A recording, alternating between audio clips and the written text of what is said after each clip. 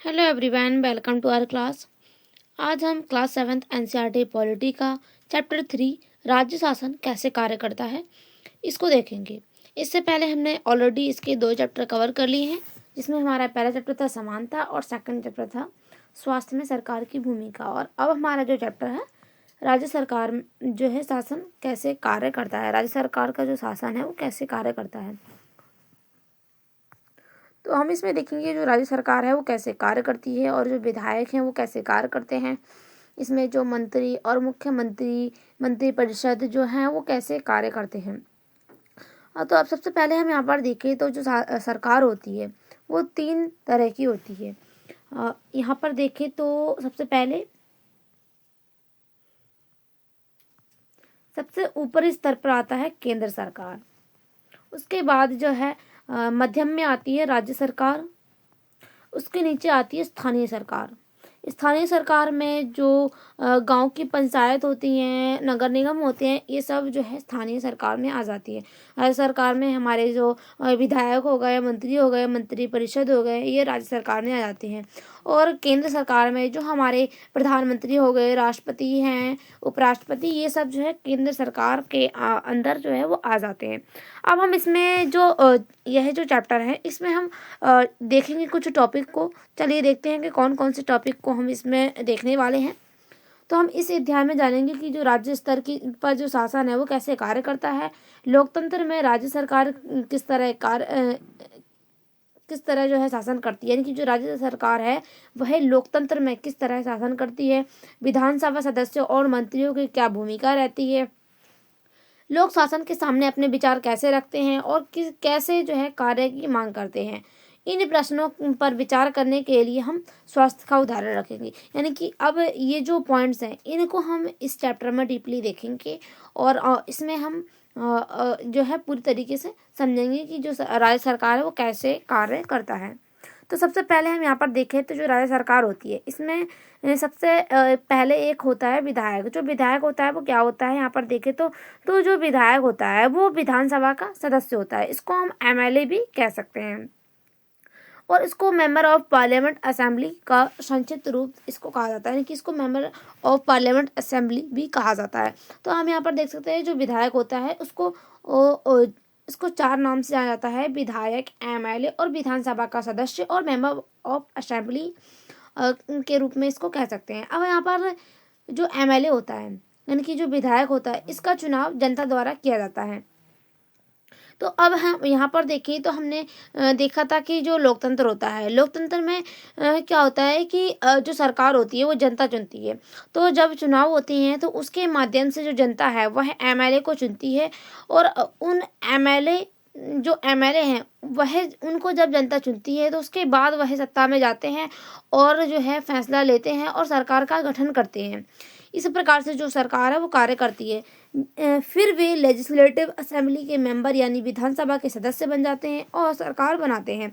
यानी कि जब जनता इनको चुनती है तो उसके बाद जो है विधानसभा के सदस्य बन जाते हैं और वह उसके बाद जो है सरकार का गठन कर सकते हैं। तो इस प्रकार हम इस कह सकते हैं कि जो विधायक हैं वह जनता का प्रतिनिधित्व करते हैं। यानी कि अब यहाँ पर जो जनता है, जनता अपने प्रतिनिधित्व को चुनती है लोकतंत्र में। तो जो ये प्रतिनिधि होते हैं तब जब ये इनको चुन लिया जाता है तो ये विधानसभा में चले जाते हैं, विधानसभा के सदस्य बन जाते हैं। उसके बाद यह जो है सरकार का गठन करते हैं और कार्य करते हैं कि जो सरकार है वो कैसे कार्य करती है। तो इसी प्रकार से जो है यह कार्य करते हैं, विधानसभा में जाते हैं और विधानसभा में जो बैठकें होती हैं वह होती है। उसके बाद जो विधायक होते हैं, यह विधायक जो होते हैं यह विधायक जो है मिलकर के मुख्यमंत्री का चुनाव करते मंत्रियों का चुनाव करते हैं और जो मंत्री होते हैं वो मुख्यमंत्री का चुनाव करते हैं। अब देखते हैं कि जो एमएलए होते हैं यह भारत के हर राज्य में जो है विधानसभा होती है। हर राज्य में कई निर्वाचन क्षेत्र होते हैं। जैसे हम यहाँ पर जो है उदाहरण देखें तो जो हिमाचल प्रदेश है, हिमाचल प्रदेश में जो कुल निर्वाचन क्षेत्र है वो 68 निर्वाचन क्षेत्र हैं। तो कोई भी राज्य में जो है जो उस क्षेत्र के जो निर्वाचन क्षेत्र होते हैं जितने भी उस क्षेत्र में निर्वाचन क्षेत्र होते हैं उतने निर्वाचन क्षेत्र के द्वारा जो है जो विधायक होते हैं वह विधायक जो है चुनाव लड़ते हैं, और उसके बाद जो है उसमें उस निर्वाचन क्षेत्र में जो आधे से ज़्यादा व्यक्ति जो हैं वह अगर सत्ता में आ जाते हैं, यानी कि जिनकी सीट जो है वो आधी से ज़्यादा होगी, वह जो है सत्ता में बैठ जाता है। जैसे कि अगर हम बात करें तो कहीं के किसी जगह का अगर निर्वाचन क्षेत्र 100 है, तो अगर वहाँ पर अगर 50 से अधिक किसी जो विधानसभा का सदस्य बनने जा रहा है उस व्यक्ति के की जो सीट है वह 50 से ऊपर होंगी, यानी कि 50 से अधिक होंगी, तो वह जो है यहाँ पर विधानसभा का सदस्य बन जाएगा। या फिर हम यहाँ पर देख सकते हैं, यहाँ पर क्या होता है कि गठबंधन की सरकार भी बन जाती है। अगर किसी व्यक्ति यहाँ पर जो कुल निर्वाचन क्षेत्र है वो 100 है, और किसी व्यक्ति की जो है 30 जो है निर्वाचन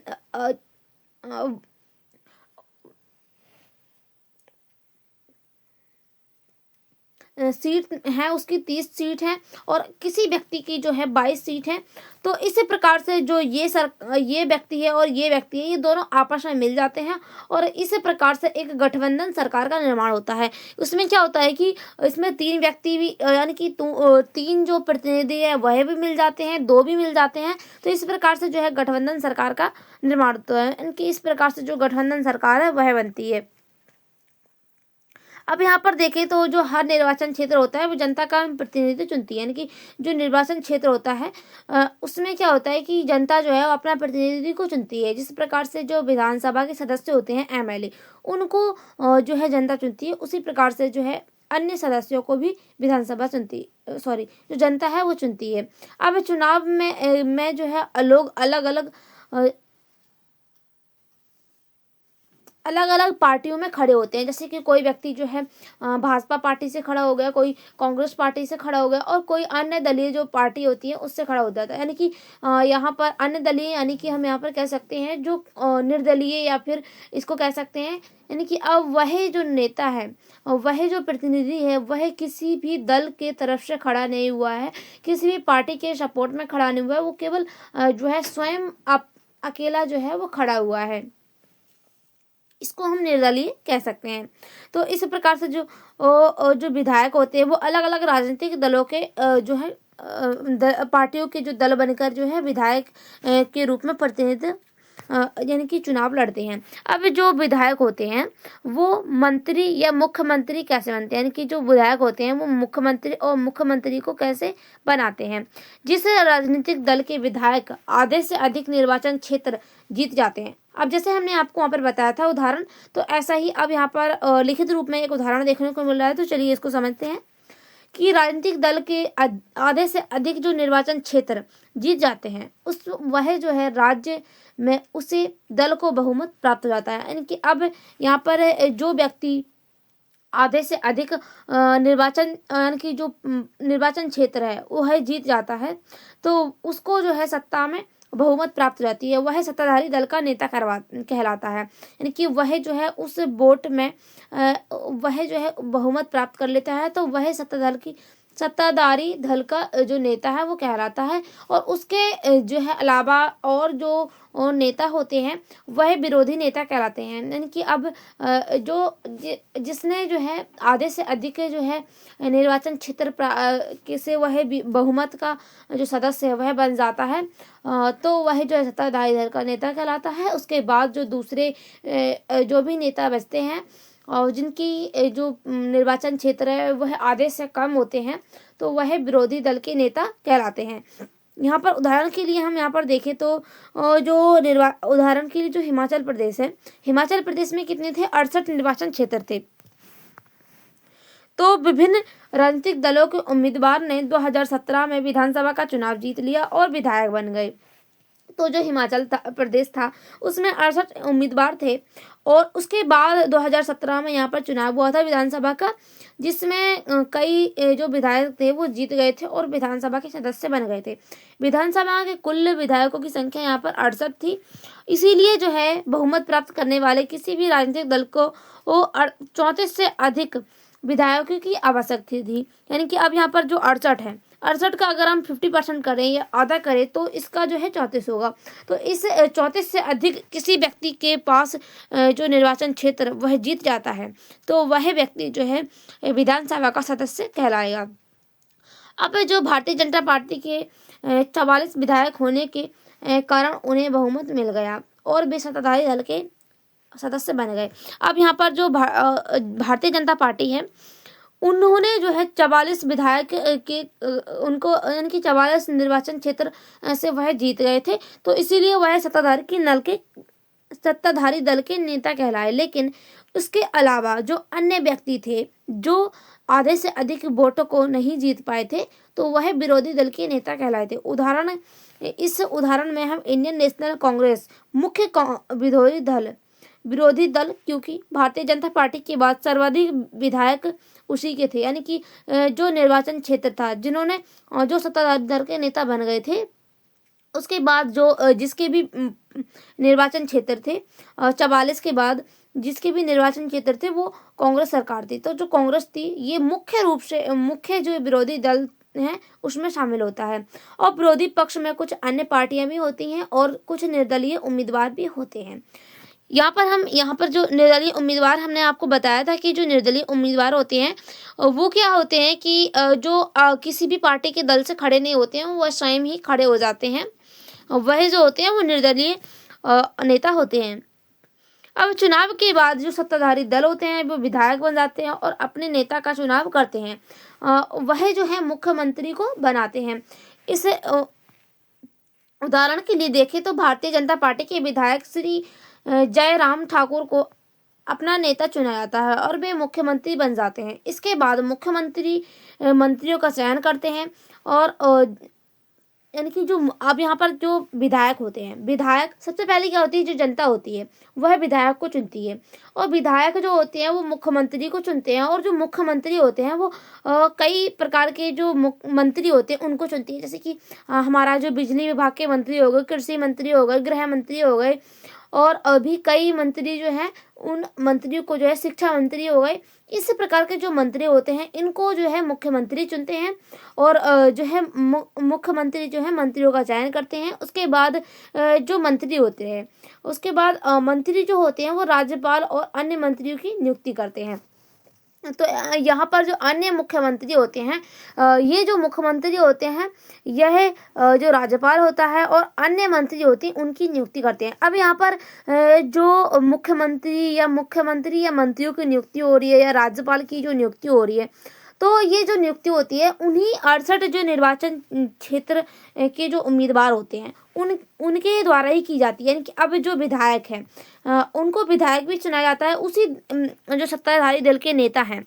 जैसे कि यहाँ पर जो भारतीय जनता पार्टी थी वो जीत गई थी तो इसमें जो भारतीय जनता पार्टी के जो सदस्य थे उनको जो है मंत्रियों के रूप में चुना गया होगा और अधिक से अधिक ऐसा ही होता है कि जिस सत्ताधारी दल के नेता जीतते हैं वह अपने सत्ताधारी दल के जो नेता होते हैं उनको ही जो है मंत्री और मुख्यमंत्री बनाते हैं। तो इसी प्रकार से जो है यहाँ पर भी जो है मुख्यमंत्री और अन्य मुख्यमंत्री जो हैं उनको बनाया गया होगा और उसके साथ ही उनके पास 2 जिम्मेदारी होती हैं, मुख्यमंत्री की भी और विधायक की भी। तो उनको जो है 2 जिम्मेदारी का कार्य करना होता है।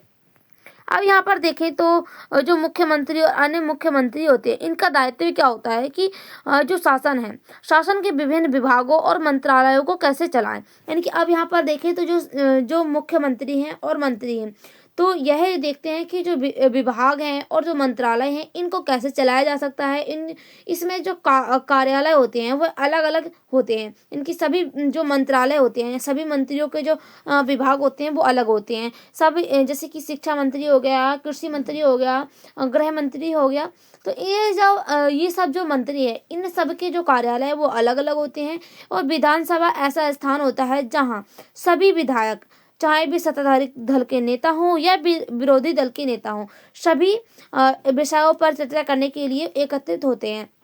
यानी कि अब यहाँ पर जो विधानसभा होती है वो क्या होती है, यहाँ पर देखें तो जो विधानसभा होती है उसमें क्या होता है कि जो नेता होते हैं चाहे वो विरोधी दल के नेता हो चाहे वो सत्ताधारी दल के नेता हों, सभी नेता जो हैं वो एकत्रित होकर विभिन्न विषयों पर चर्चा करते हैं। कुछ विधायक के पास दोहरी जिम्मेदारी होती है, जैसे कि हमने आपको बताया कि उनके पास जो है विधायक की भी जिम्मेदारी होती है और अगर वह मुख्यमंत्री हैं या मंत्री हैं तो उनकी भी जिम्मेदारी उनके पास होती है। उसके बाद एक विधायक के रूप में और दूसरे मंत्री के रूप में राज्य का प्रमुख राज्यपाल कहलाता है। यानी कि अगर कोई व्यक्ति विधायक के रूप में है और एक मंत्री के रूप में है तो वह जो व्यक्ति है वह मुख्य रूप से राज्यपाल कहलाता है। उसकी नियुक्ति जो है केंद्र सरकार द्वारा सुनिश्चित करने के लिए की जाती है। अब जो केंद्र सरकार है उसके द्वारा यह इसकी जो नियुक्ति है वो सुनिश्चित की जाती है। और जो राज्यपाल होता है इसका कार्य होता है कि जो संविधान के जो नियम हैं और जो अधिनियम हैं उनके अनुसार कामकाज हो यानी कि जो राज्य में जो भी कार्य हो रहे हैं, जो भी नियम लागू हो रहे हैं वो संविधान के नियमों के अनुसार लागू हो रहे हैं या नहीं। तो ये जो कार्य होता है वो राज्यपाल को देखना होता है। अगर जो है किसी भी प्रकार से जो है भारतीय संविधान के जो नियम है, अधिनियम है, उनका उल्लंघन होता है तो यहाँ पर विधानसभा में जो सदस्य होते हैं इन सब सदस्यों से जो है सवाल पूछे जाते हैं। अगर जिस भी क्षेत्र से जो है अगर वहाँ पर जो नियम है उनका उल्लंघन हो रहा होगा तो उस क्षेत्र के जो मंत्री होते हैं उनसे सवाल पूछे जाते हैं। साथ ही जो राज्यपाल होते हैं उनसे भी सवाल पूछे जाते हैं। अब जो सत्ताधारी दल के नेता होते हैं उनको ही जो है पार्टी में बिठाया जाता है और यहाँ पर जो गठबंधन सरकार है वह भी बन सकती है। अब यहाँ पर जो है अगर जो सत्ताधारी दल के नेता हैं अगर ऐसा होता है कि अगर एक पार्टी के पास जो है उतने जो है निर्वाचन क्षेत्र नहीं होते हैं कि वह जो है सत्ता में आ सकें तो दो जो उम्मीदवार होते हैं वह अपने जो निर्वाचन क्षेत्र हैं उनको मिला लेते हैं और वह एक गठबंधन सरकार बनाते हैं, जैसा कि हमने आपको पहले बताया चुके हैं। अब उसके बाद देखिए तो जो विधानसभा है, विधानसभा में बहस जो है वो कैसे होती है। विधानसभा की बहसों में विधायक अपनी राय व्यक्त करते हैं और सभी संबंधित विषयों पर प्रश्न पूछे जाते हैं। यानी कि अब यहाँ पर देखें तो किसी भी प्रकार का अगर कार्य नहीं हुआ होता है तो उस पर जो प्रश्न है वो विधायक पूछते हैं। विधायक जो होते हैं उनका कार्य होता है कि अगर किसी भी प्रकार का कार्य नहीं हो रहा है तो विधानसभा में वह प्रश्न पूछते हैं। जैसे कि अगर कहीं बिजली से रिलेटेड कोई समस्या रह रही है या फिर पानी की जो टंकी है उनका निर्माण नहीं हो रहा है या सड़कों का निर्माण नहीं हो रहा है या मेडिसिन के लिए जो है अस्पतालों का निर्माण नहीं करवाया जा रहा है और लोगों को कई प्रकार की समस्याओं का सामना करना पड़ रहा है और बच्चों के लिए जो है अगर स्कूल भी नहीं बनवाए जा रहे हैं तो इस प्रकार की जो भी समस्याएं हैं तो उनके जो मंत्री होते हैं उनसे पूछी जाती है। जैसे कि अगर शिक्षा से रिलेटेड कोई भी समस्या है तो शिक्षा मंत्री से पूछा जाएगा उसके प्रश्न। अगर जो है कृषि से रिलेटेड किसी भी प्रकार की समस्या है तो कृषि मंत्री से पूछा जाएगा और साथ ही बिजली से रिलेटेड कोई समस्या है तो बिजली विभाग के जो मंत्री है उनसे पूछी जाएगी। इस प्रकार से जो है प्रश्न पूछे जाते हैं और यह भी पूछा जाता है कि अगर कोई जो मंत्री है उनके द्वारा ये कहा जाता है कि हम इतना कार्य इतने टाइम तक कर लेंगे, अगर वह कार्य उतने टाइम तक नहीं होता है तो फिर उस पर यह भी प्रश्न पूछा जाता है कि यह व्यक्ति यानी कि ये जो मंत्री हैं इन्होंने कहा था कि इतने टाइम तक इतना कार्य कर लेंगे तो उसके बाद भी यह जो कार्य है क्यों नहीं हुआ। इस प्रकार से जो प्रश्न है वो पूछे जाते हैं। साथ ही यहाँ पर व्यक्ति जो है वो अपनी राय भी दे सकते हैं। जो उम्मीदवार हैं उनकी विधानसभा के जो सदस्य हैं वह अपनी उम्मीदवार जो है वो अपनी राय भी दे सकते हैं। सरकार को इस संबंध में क्या करना चाहिए, इनकी अगर वह इनको जो है सुझाव भी दे सकते हैं कि जो सरकार को इस समस्या को कैसे सॉल्व करना चाहिए।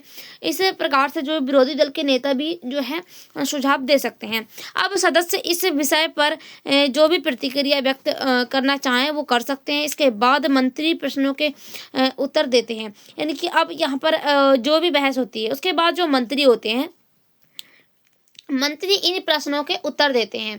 तो जिस भी विभाग से रिलेटेड जो भी प्रश्न होगा तो उस विभाग के जो मंत्री हैं उस प्रश्न का उत्तर देते हैं और जो वहाँ पर बैठे जो सदन में बैठे जितने भी लोग हैं उनको आश्वासन देते हैं कि यह कार्य हो रहा है और इसको जल्दी से जल्दी करवाया जाएगा और जो है कदम उठाए जा रहे हैं इसके।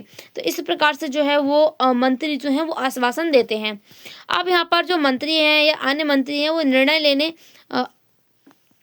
मुख्यमंत्री अन्य मंत्रियों को निर्णय लेने होते हैं कि सरकार कैसे चलानी होती है। हम प्रायः उन दिनों के बारे में सुनते हैं और समाचार चैनलों और अन्य समाचार पत्रों से उन्हें देखते हुए पढ़ते हैं। हालांकि जो भी निर्णय लिए जाते हैं उन्हें विधानसभा के सदस्यों द्वारा अनुमोदित किया जाता है।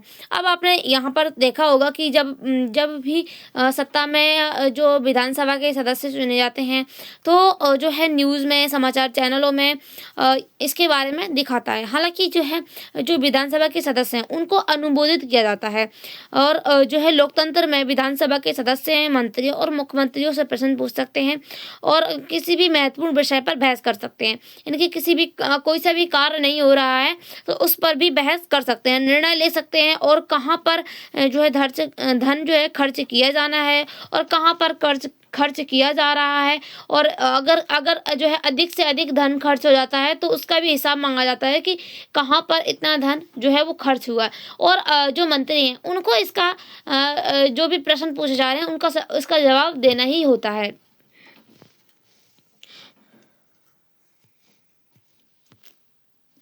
अब विधानसभा में सदस्य सरकार द्वारा की गई और न की गई कार्रवाई पर बहस करते हैं। तो जो विधानसभा में सदस्य हैं सरकार द्वारा जो भी कार्रवाई की जा रही है या कार्रवाई नहीं की जा रही है उस पर बहस करते हैं, सवाल पूछते हैं और जो विधायक होते हैं वो सामूहिक रूप से सरकार के कार्य के लिए उत्तरदायी होते हैं। सामान्य भाषा में सरकार शब्द से तात्पर्य है कि शासन के विभिन्न विभागों और मंत्रियों से होता है। यानी कि अब यहाँ पर जो सरकार है, सरकार का तात्पर्य जो शासन के विभिन्न विभाग हैं, मंत्रियों हैं उनसे होता है और जो उनके प्रभारी होते हैं। यानी कि जो भी मंत्री जिस भी कार्यालय के हैं उनसे प्रश्न पूछा जाता है और उसी कार्यालय के जो मंत्री हैं उनको इस प्रश्नों का जवाब देना होता है। इन सब का सामूहिक मुख्य जो है मुख्यमंत्री होता है। यानी कि अब जो मंत्री होते हैं, मंत्री का जो भी सामूहिक प्रमुख होता है वो मुख्यमंत्री होता है। सही मायने में तो सरकार की कार्यकारी हिस्सा यानी कि कार्यपालिका कहलाता है। यानी कि अब यह जो मुख्यमंत्री होता है यह कार्यपालिका कहलाता है। दूसरी तरफ सारे विधायक जो विधानसभा में एकत्रित होते हैं विधायिका कहलाते हैं। विधायिका के रूप में सरकार की कार्रवाई के कार्यकारी को कम करने का अधिकार होता है और फिर उसके बाद काम की जांच की जाती है। यानी कि अब जो विधायक होते हैं सरकार के रूप में आ जाते हैं, चुन जाते हैं, उसके बाद इनके पास अधिकार होता है कि वह किसी भी प्रकार की जांच कर सके और कोई कार्य हो नहीं रहा है तो उसको करवाया जा सके। अब यहाँ पर देखिए जो शासन है, शासन की प्रणाली क्या है, केवल विधानसभा में ही सरकार के कार्यों को में टीका टिप्पणी आदि और सरकार की कार्रवाई की मांग की जाती है। इनकी जो विधानसभा है, विधानसभा में ही इस प्रकार की जो टिप्पणी है वो की जाती है और लोकतंत्र में अनेक माध्यम है जैसे कि टीवी हो गई, अखबार हो गया, चैनल हो, अन्य चैनल हो गए हैं, संगठन हो गए, उसके द्वारा लोग जो है विचार करते हैं, विचार व्यक्त करते हैं और कार्रवाई करते हैं। और अगर किसी भी कोई भी नेता जो है ऐसा निर्णय ले लेता होता है जो जनता की भलाई के लिए नहीं होता है तो उस पर भी जनता जनता भी सवाल पूछ सकती है उस पर, क्योंकि जो जनता होती है सरकार जो होती है वो जनता के प्रति जवाबदेह होती है, क्योंकि जो जनता है वह सरकार को चुनती है। क्योंकि जो लोकतंत्र होता है, लोकतंत्र में जो सुप्रीम होती है वो जनता होती है। इसीलिए जो सरकार होती है, सरकार को जनता के जो भी प्रश्न है उनका जवाब देना होता है, क्योंकि जो सरकार होती है वो जनता के प्रति जवाबदेह होती है। और वे लोग जो है सत्ता में हैं जो मुख्यमंत्री और मंत्री विभागों जैसे कि लोक निर्माण विभाग, कृषि विभाग, स्वास्थ्य विभाग जो है, शिक्षा विभाग के माध्यम से समस्याओं का समाधान करते हैं। उन्हें विधानसभा में सवालों का जवाब देना होता है और कार्रवाई का आश्वासन देना होता है। मीडिया के माध्यम से जनता का जवाब देना होता है। यानी कि अब जिस भी विभाग के से जो काम नहीं हो रहा होगा और जिसमें समस्याएं आ रही होंगी तो उस विभाग के जो मंत्री हैं उनको सवालों का जवाब देना होता है, मीडिया में जवाब देना होता है और जनता के सामने भी जवाब देना होता है। अब सरकार सफाई और स्वास्थ्य सेवाओं के लिए नए कानून बनाकर शहरी और ग्रामीण क्षेत्रों में सुधार कर रही है। और जैसे कि शहरी क्षेत्रों में शौचालयों की अनिवार्यता और हर गांव में स्वास्थ्य कर्मी की नियुक्ति। राज्य की विधानसभाएं और संसद कानून बनाती है। यानी कि जो राज्य की जो विधानसभाएं हैं और जो संसद है वह संसद में जो है किसी भी प्रकार का कानून होता है वह बनाया जाता है और संसद में कानून पारित होता है। उसके बाद ही कोई भी जो कानून है वह बनता है, जिन्हें विभाग द्वारा जो है लागू किया जाता है।